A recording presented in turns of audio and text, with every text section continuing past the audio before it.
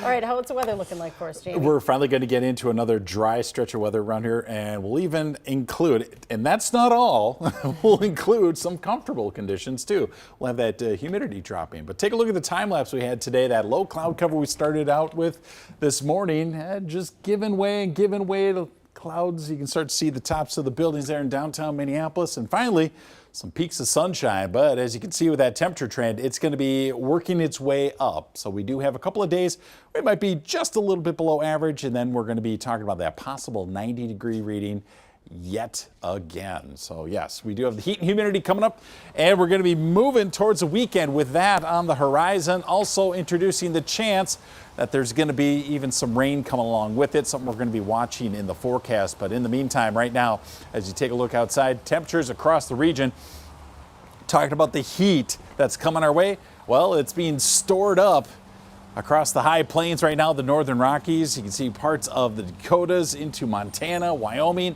well into the 80s and 90s. Glasgow at 102 for a current temperature. A little closer to home, we're going to tap into some cool winds off Lake Superior, bringing the 60s around to northern Wisconsin and the Arrowhead. But again, just finding those low 80s, still parked in southwest Minnesota.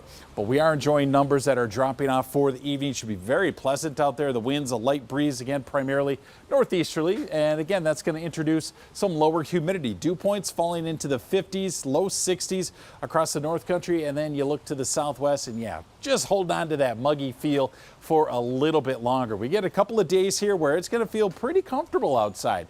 Dew points back in the 50s, and then it just keeps working its way up. And again, just in time for early next week, the heat, humidity, and the chance of rain. Right now, that rain pretty much confined, compliments of a cold front to the southwest corner of the state.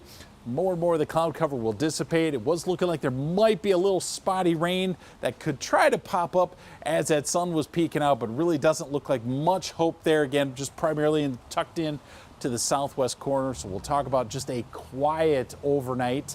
And then as we move into tomorrow morning, some of that low cloud cover and patchy fog that's been problematic as of lately, that may return for a time tomorrow morning.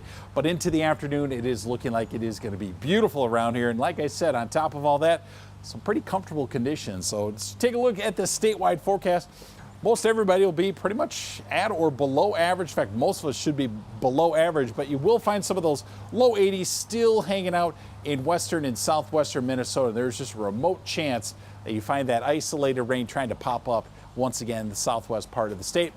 Into the 7-day forecast, when you take a look at that, yes, enjoy the next couple of days. If you don't care for that July heat and humidity, you get a couple of days of break from it.